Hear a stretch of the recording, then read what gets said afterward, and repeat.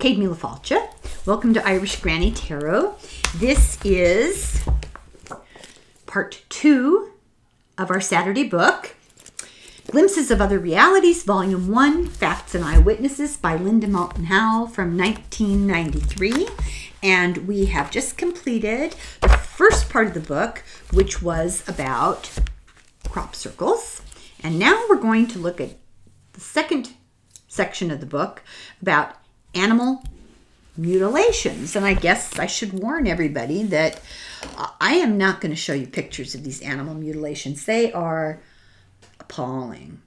But we're going to talk about them, and they may disturb people, but it's part of the story, so just be aware. And as with the last section, it begins with a list of facts, and then we'll cover them in much more detail. So the worldwide phenomenon of animal mutilations without blood tracks, without signs of struggle, have been reported since the 1960s in Canada, the US, Mexico, Central America, South America, Australia, the Canary Islands, off the coast of Africa, and other parts of Europe and Japan. The first animal mutilation reported by international media was an Appaloosa mare named Lady, found dead and stripped of flesh from the neck up in September of '67 in the San Luis Valley of southern Colorado. A pathologist confirmed that all her chest organs had been removed and the excisions had been made with high heat. 1967, pre-laser. Pathology studies of the '67 horse and several other mutilated animals since 1989 have confirmed the tissues have been cut with high heat, hot enough to cook the hemoglobin, which they could show under a microscope. Law enforcement has been frustrated since the '60s by the lack of tracks or other evidence around dead and mutilated animals.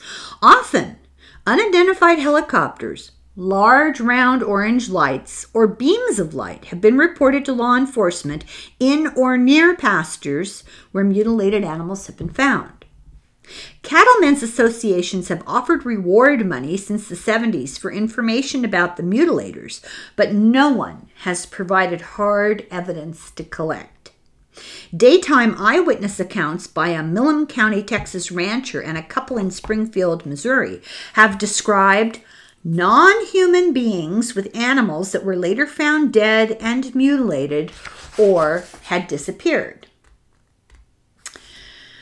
Okay, so she says right off the bat that officials in Washington, D.C. don't want to be associated with animal mutilations in any way. Researching them, talking about them, looking at them, acknowledging them. No, they want no part of it. In December of '74, a young cow was found dead and mutilated in the middle of a weird circle on the ground. There was no blood spilled. There was no blood. And there were no tracks in or out of this field. And in a plane, a little private plane they went up, they saw dozens of circles over several acres. Just weird circles in the ground.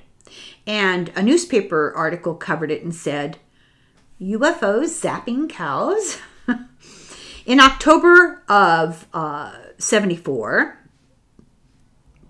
so this was December that happened. So a couple months earlier, a deer was found with its genitals removed, without blood, with no tracks, and somehow or other, they don't know how, there was no incision. The stomach was gone. This gets really weird. And I am going to have to explain some of these mutilations because it's part of the story. I'm not doing it for fun, and I'm not going to show you the pictures. If you guys saw Denise Siegel's drawing that everybody laughed at of this vision she had about bad things coming, I won't go into it. You can watch her video. She talks about a vision she had. She drew the picture of this four-legged animal that she'd seen, and she wasn't sure. Was it a cow? Was it a deer? What was it? I said, oh my God, Denise, I just finished covering for for today. I just finished taking notes on Linda Moulton Howe's book on animal mutilations, and I sent her pictures. Look at these pictures from the book. This is looked. If you took 2 of the pictures of a cow that had been mutilated, the cow, her animal had what looked like stripes, kind of ribbed stripes where the ribs would be. It looked exactly like the cow in this picture. And then it had a weird elongated face. Well, a lot of these animals have tissue removed. The bone is still there, but all the tissue is removed from the lower jaw. It looked identical to this mutilated cow. That's all I'm going to say. So, where are we here? Colorado of 67. The mare lady.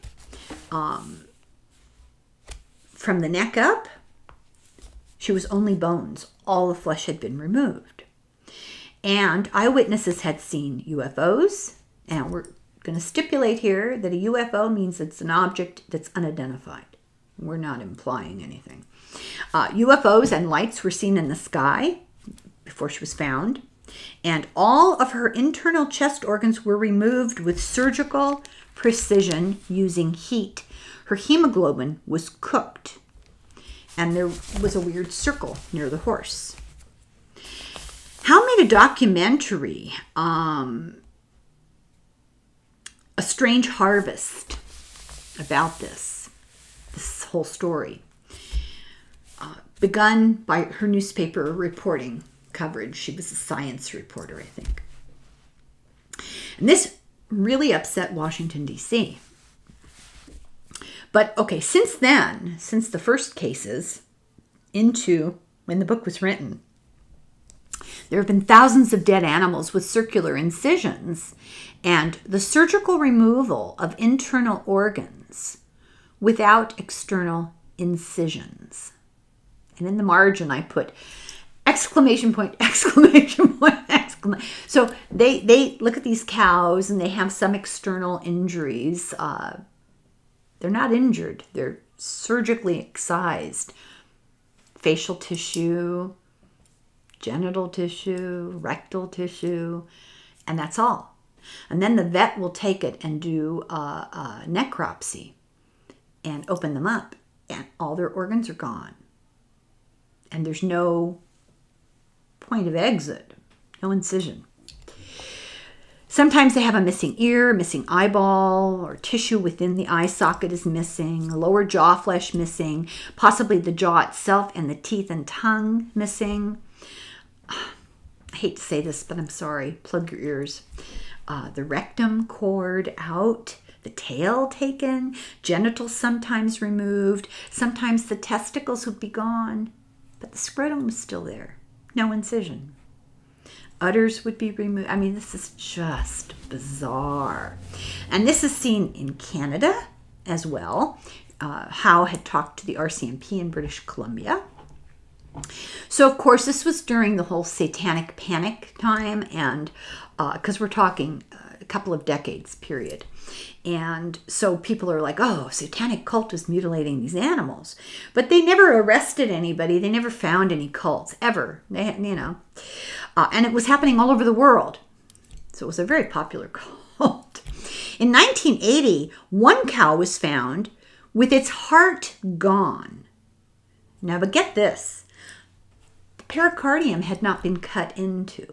So hearts of mammals are surrounded by, I'm going to just use a descriptor. It's not accurate, but it's a good description. Like a bag, a balloon bag of membrane is around the heart. And really close. It's not like floating in this thing. It's like a layer that touches the heart, and it's around the heart. And you've heard of people getting pericarditis and having heart problems, that membrane gets infected. That's how closely related it is to the heart. The heart was missing. The pericardium was still there. And we're talking a membrane. Think about how delicate a membrane is. Not cut, with the heart gone. And today, modern times, they're trying to design lasers that will be specific for particular kinds of tissues. They weren't even a twinkle in their daddy's eyes when these events happened. In Texas in 1979, they found a cow with its heart missing, and it had been removed from the body through a perfect little circle in the neck. In the fall of '79 in New Mexico, there was a conference led by a former astronaut. Law enforcement people were told at this time by the U.S. state attorney to not publicize these events. So they went out of their way, the federal government, to send a representative to this conference held by an astronaut. And the U.S. state attorney said, the government doesn't want you talking about this in the public because the evidence should be kept in case we do a trial, implying these animals were mutilated by human beings and we want to have evidence to use against them. And this upset the ranchers and the farmers very much. They were really angry because that's absurd.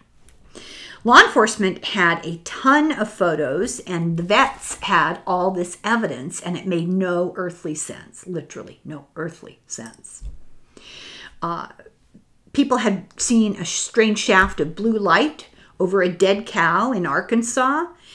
The only reason they knew it was there because it appeared in all the pictures from different cameras, not a camera with a glitch, different cameras from different people all took pictures, and there was a weird blue light that could not be seen with the human eye. They weren't allowed access. I guess media was not allowed access to these photos, and they mysteriously disappeared from the sheriff's office. In the same place, one herd experienced a number of different mutilations with oval, bloodless excisions of genitals or bladder or internal organs, very, very precise incisions. And there were signs that the animals had been fleeing. The incisions often looked like laser cuts, and their hemoglobin was cooked. In 2 Colorado counties between 1975 and 1977, so this is in a 2-year period, there were 200 reports. Show you a map. This is not, 1 or 2 teenage cult members, no. This is how many incidents. And this is not number of individual incidents. This is incidents that occurred color-coded by years. And not 1 year. The red dots, 1980 to 2015. This book's been updated, by the way. It was originally 93. Where am I here? In 1993 in Alabama, Howe, got a call from Ted Oliphant, and he was a law enforcement. He got reports of strange lights in the sky, but like the size of a full moon. And then animal mutilations, right after. And he said that these lights were brighter than Venus in the sky. Then weird helicopters would land in private pastures, and the numbers were not registered. They had no numbers. They weren't registered with the FAA. And so nobody knew, no markings. Were these military? Are these government? Who are these? Or, and this is an interesting idea, are these a screen for something alien, which they often would do. All the people who think they see an owl flying by, and later they, under hypnosis, find out, well, it wasn't an owl. Screen memories are used to protect your psyche.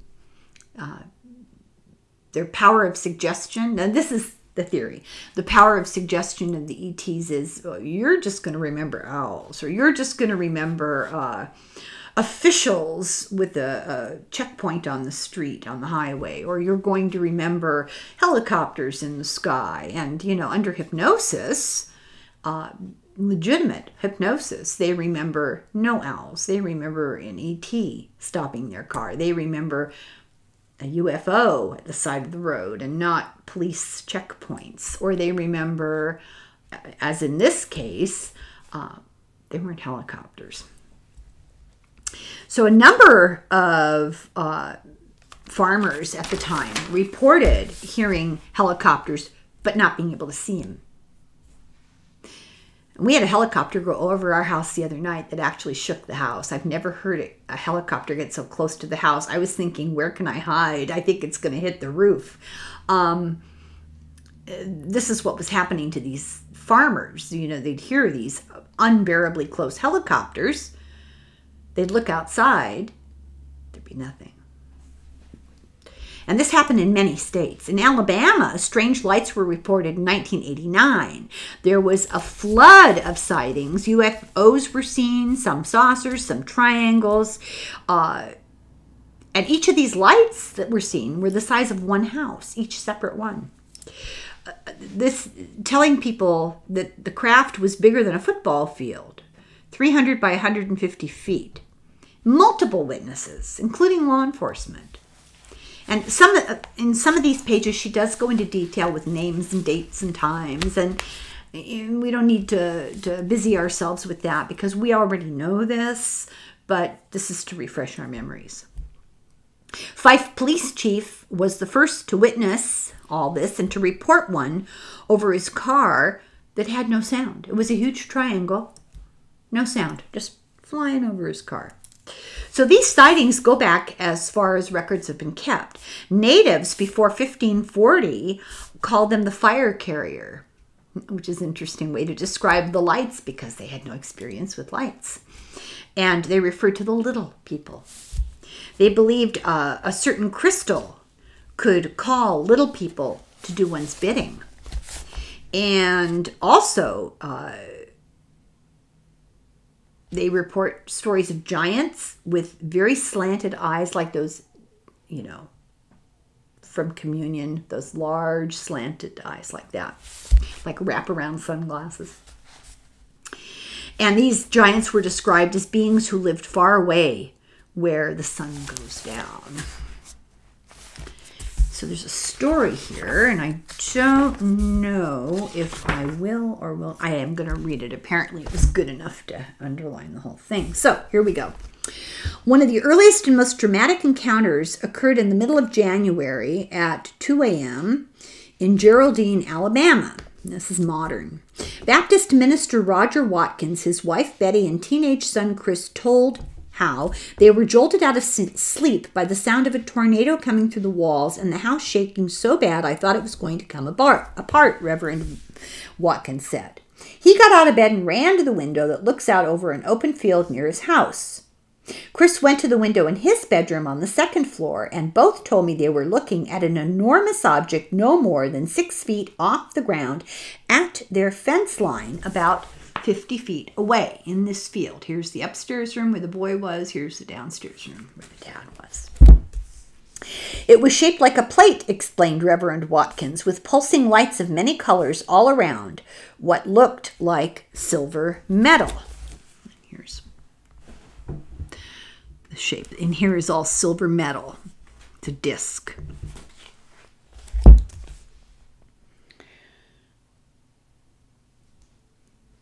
Based on the distance between the fence posts, Reverend Watkins estimated the diameter of the glowing object to be 150 feet. And this gets funny. The house kept shaking badly, and Chris Watkins told me he was certain that Christ himself had come to take my mom and dad in the rapture to heaven. Notice he didn't include himself. This teenager had a guilty conscience. Instead, after about 10 minutes, the object began to lift upward, spinning as it did so, and then it vanished. Quote, my wife was so frightened she never even got out of bed, Reverend Watkins said. And as soon as it left, I got back in bed too without even going upstairs to see Chris. We just yelled at each other about it going away.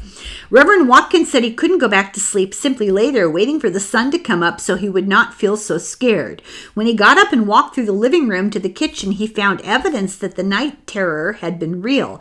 On the coffee table were 3 goblet-shaped fish bowls. Each had contained 3 goldfish. The water and all the fish except one had spilled out onto the table, and those fish were dead. I don't know what we saw, said Reverend Watkins, but I know it was real. It shook those fish right out of the bowls, and it didn't look like anything I'd ever seen on this earth. And there's a whole bunch of stories in this book just like that, and some of them are repeats of what we've done before in other books. So we'll move on. 2 separate events happened in Fort Payne. The first was a report with extreme buzzing. And this is the picture, and look at how similar it is to the Reverend's picture. And they heard extreme buzzing. And the second was a family of 5 who saw a huge triangle in a triangle shaped by lights in formation. And then a guy got some time-lapse pictures of the lights in the sky, 2 days and 10 days apart. And they're not even remarkable. I won't show them to you. They're just blobs in the sky. On the same night, others saw the lights and they got a video of it. So this is, eyewitnesses are documenting it. While Howe was in Alabama with Oliphant, driving to the sites of the reports of the lights and helicopters, despite a storm, others videotaped the lights, very bright, pulsating, different colors, disappearing and reappearing. And these are just sort of brief descriptions of what the eyewitnesses saw. So since 1980, there's been an association between lights in the sky, unidentified flying objects, helicopters, and these mutilations. They all reported at the same time in the same place. Not always all, but consistently. October 20th of 92, a cow was mutilated. In November of 92 to February of 93 in Marshall County, there was a series of mutilations at 8 dead goats. March 27, 93, 14 more goats were dead, 50 miles southeast, and they had very unusual wounds and no blood. January of 93, an Angus steer was killed, no blood. This and 20 others were autopsied, no cause of death. One was found with an unidentified substance on it that appeared to have been manufactured. And the same substance had been found in 1978 in Colorado. Both had had their jaws stripped of flesh and their genitals were missing and there was no blood found. But they never were able to identify what was in this substance. Mystery. 1989, 5 cows, one of them pregnant, were mutilated and their hemoglobin was cooked. In 1993, a calf was partially removed from a cow. And after the calf was partially removed, the calf's eye was taken. The cow was mutilated, and the cops who saw the whole herd, later, they noticed the herd was marking the spot. Like they came to the place where the dead cow had been removed, and it was like they were marking it to eradicate whatever, probably scent, but bad juju was there. And that's, I guess, unusual behavior for cows. So the book goes on to describe numerous inexplicable mutilations, and it's important to note that there were no signs of predation. There were no predators.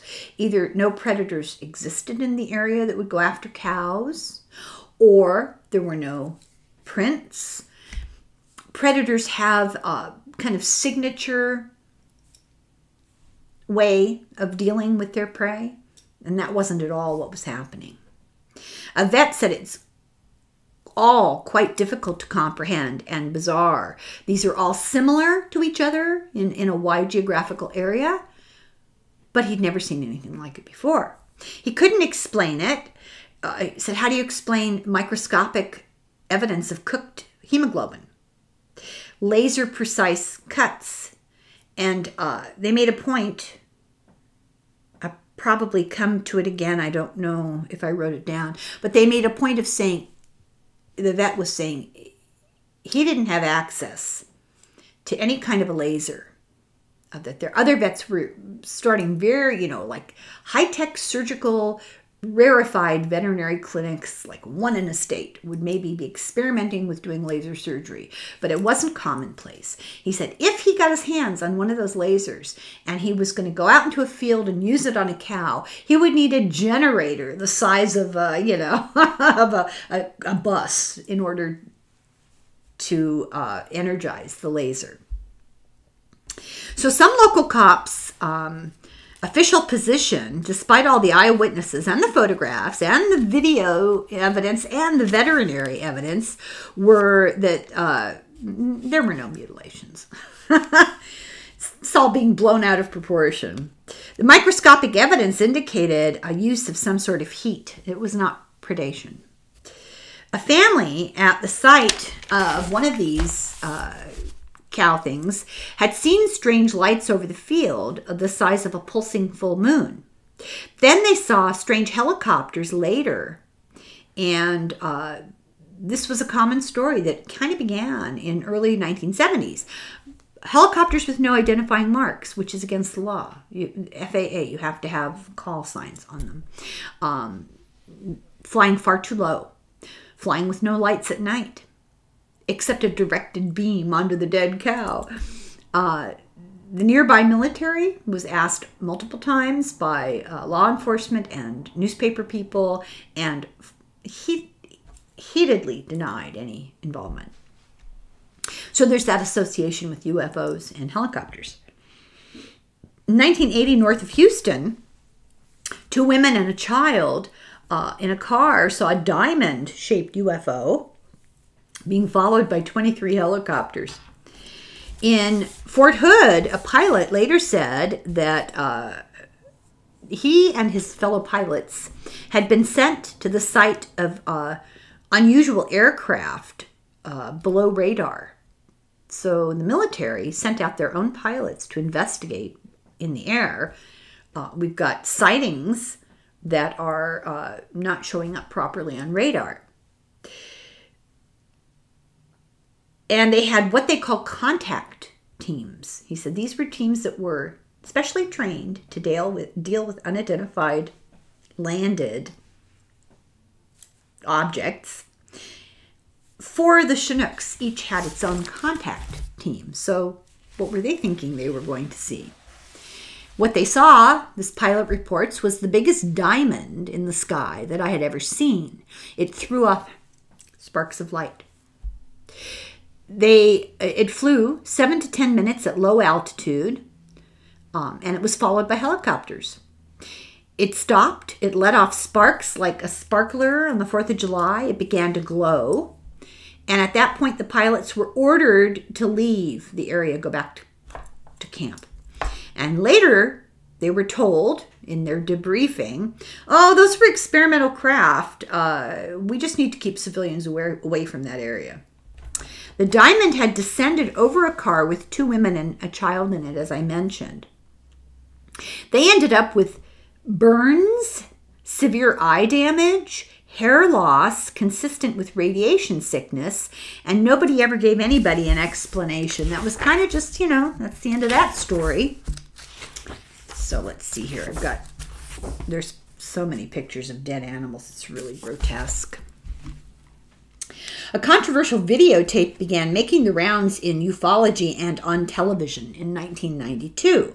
Mailed from Canada by someone calling themselves Guardian, it showed what appeared to be a brightly lighted disc-shaped object hovering just above the ground. Nearby could be seen a group of reddish, smoking, flare-like flames. The tape included an obscure image of an alleged alien being with large slanted eyes, and the tape was accompanied by a series of questionable Canadian government documents. But as reported on NBC TV's Unsolved Mysteries in February '93, a West Carleton, Ontario woman, Diane Labinek, had apparently witnessed the incident depicted on the videotape. So they've got it on video and they've got a live eyewitness. One night in August of '91 in her rural area not far from Ottawa, she observed a row of red flames and the object, which soon moved into view and hovered alongside. The brightly lighted craft was topped by a brilliant blue strobe light. United States United States Navy physicist Dr. Bruce Maccabee analyzed the videotape and reported the strobe was unusual not only for its color, but for the rapid strobing at 7 cycles a second compared to a common aircraft strobe of 1 to 2 cycles per second. After about 10 minutes, the craft lifted up and out of sight, and the flames suddenly went out. Mrs. Labinek later watched the videotape and described it as being exactly what she had seen. About 10 minutes after the flames had gone out, a helicopter appeared and flew low over the site several times. Then it flew over the Labinek house before departing. According to Unsolved Mysteries, low-flying helicopters have been seen on several occasions over the West Carleton, Ontario, Canada area since the '91 incident. Some choppers have been black, some green, some maroon, all unmarked and with dark tinted windows. The Canadian military, through a spokesman, denied any knowledge of the helicopters. Many UFO experiencers are later plagued by helicopters. To name a few, Betty Andreessen, we covered her book. Shirley Coyne, Ed Conroy, these are famous experiencers' names. And the question is, okay, are these really helicopters? Because there's a blanket denial by every military person asked. So are these real helicopters, or are there some type of UFO screen cover? Farmers and vets disagree with law enforcement about all of this. Law enforcement insists, oh, nothing to look at here, move along. And it's predators. And people who would know better, the farmers who deal with the animals all the time, veterinarians who deal with animals all the time, say, no, this is completely different. In 1993, there were mutilations in Oklahoma, including many dogs. In North Dakota and South Dakota, there began to be reports, frequent reports of mutilated cows, mutilated dogs. Circular incisions, not made by predators. Predators rip and tear. And they don't go for the heart inside the pericardial sac. They, rip out the soft underbelly and stuff. In Minnesota, they found a colt with its eye missing, and the vet said that he probably could not have removed that eye with the kind of precision that they saw lying in the field. No signs of an entry or exit to the field. No tracks, no wheels, no footprints, no sign of a struggle. In Colorado, a horse was mutilated, and the woman who ran the ranch said that I've been raising horses in Colorado for over 30 years, and I have never, ever seen anything like this before. In one Colorado case, a laboratory confirmed that these cuts that were made must have been made from something remarkably sharp and were not made by predators. This ended up with more than 30 dead horses in England. In France, around the same time, they had 250 dead sheep and 300 dead horses, or 300 dead sheep and 250 dead horses. I didn't distinguish in my notes, sorry, but you get the picture. And no blood. There were a wave of cat mutilations. I'm sorry if you don't want to hear this. A wave of cat mutilations in Canada, California, and Texas. And these cats were cut in half, like the bottom half was cut from the top half. no blood. And in every single case, only half the cat was found. But it wasn't always the same half. It was described by a veterinarian as a real surgical job with high heat. In 1991 in Dallas, 80 cats disappeared, and they had collars and tags, and some were found mutilated, but 80 of them disappeared. In 1978 in St. Catharines, Toronto, more than 100 dogs and cats went missing, and others were skinned and mutilated. In Tustin, California, in 1989, 67 cats were cut in half with surgical precision. Half of the individual cats found, the other half missing, no blood. There was a wave of mutilations of this sort from 89 to 93. And I'm going to skip all the really awful pictures. Oh, I can't show you that. It's so gross. Oh, I'm not going to read the list, but there's a list of states from 89 to 93 and countries. And it's just, well, I don't want to show you the picture on this page. It's really awful. But this is a list of states and countries and dates where these sorts of mass mutilations occurred. Not mass all happening at the same time, but massive numbers over time period. Okay, where am I? On Long Island, rabbits started being found mutilated with their eye removed by high heat. In Oregon in 1990, 5 cows were mutilated in 4 months. In Montana, they found some weird situations, similar mutilations, but the edges of the incisions were serrated, like somebody had used a high heat serrated instrument. January of 91, Lynchburg, Virginia, 13 dogs, exactly like in Oklahoma.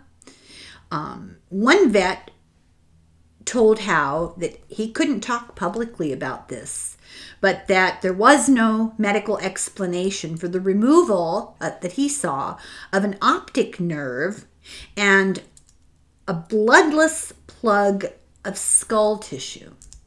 He did some sort of examination of this animal and discovered this, and he said, there's no explanation for this.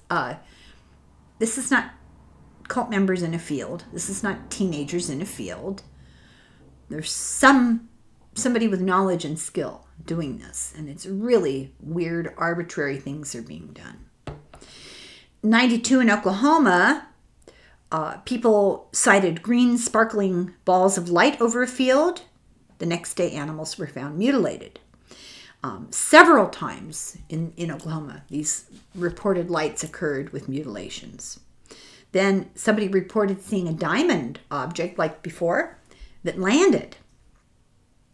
Tissue that was examined in these animals showed laser effects, but, oh, this is where I did write it down, where a vet said that he would have needed a generator the size of a large freezer to take into the field with him to run a laser in those days, 92, if he had access to a laser, which almost nobody did because it was cutting edge technology.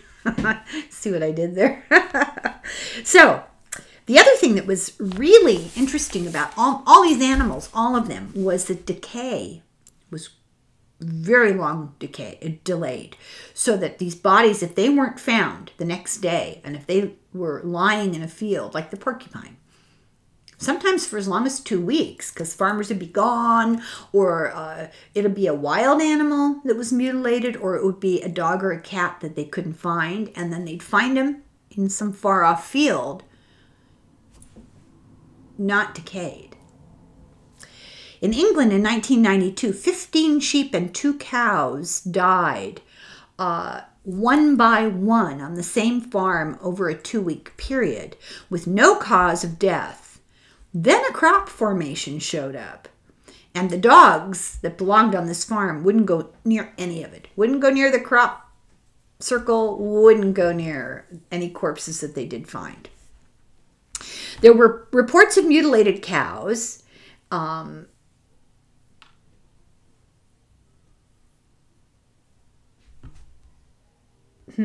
But they're saying that predators didn't cause the mutilations. But they'd see a crop circle in the ground, weird circles in the ground, and naturally occurring predators were avoiding them so they could see, like a wolf or whatever would be like, whoa, I'm not going near that thing. Horses were slashed in the same way in England, Germany, and Sweden. And in a time frame where it wasn't the same person traveling. A security guard of a large corporation at night saw a large circle of lights hovering over a nearby pasture. And he didn't see a beam of light. He didn't hear any sound. But the next day he found, the farmer of the field found 2 mutilated cows. Let's see, I think there might be a picture here. Oh, no, it's a quote. So, this is from Howe on a broadcast she did. She was out of town speaking at a conference, she says, and an unidentified man left a message on her phone answering machine while she was gone. And this is what he said. I think the information you presented on your broadcast was good, but you're off the track on a few things. Bob Lazar mentioned that the aliens were hundreds of years ahead in technology. Actually, it's more like thousands of years. The ships don't have windows as we know windows to be. The craft are smooth and metallic colored. They have no intention of hurting anyone. There will be increased sightings, very, very increased sightings in the future. The blood from the animals that you're talking about is not being used to make things compatible with people, as it's being developed for, shall we say, to save the animals against radiation poisoning. The government does not have ships in working order, but does have the remains of some. There was a survivor alien, but I don't know if that person is still living. The truth of the matter is that if the reason for their visiting the planet were revealed, the public could not handle it. Now, this was in 91. So someone trying to study us? Is someone trying to save us from something? Is somebody trying to hybridize us? Are we property? Are we lab animals? These are the questions that are raised by these animal mutilations. And I know this is a little bit short, but I'm going to stop because I'm trying to be consistent and we're on to the next big section of the book. And I want to make it easy for you to go away and come back if you want to. So this is the end of the section on animal mutilations. And I could have shown you a ton of pictures, but they're really disturbing. And, you know, it's hard enough to just verbally describe them. You don't need to see it. It's haunting. Look at Denise's drawing of the animal. She had this vision of it. It's close enough. Okay, so I'll be back with the third section here. And in the meantime, Slongafoil, Slancha.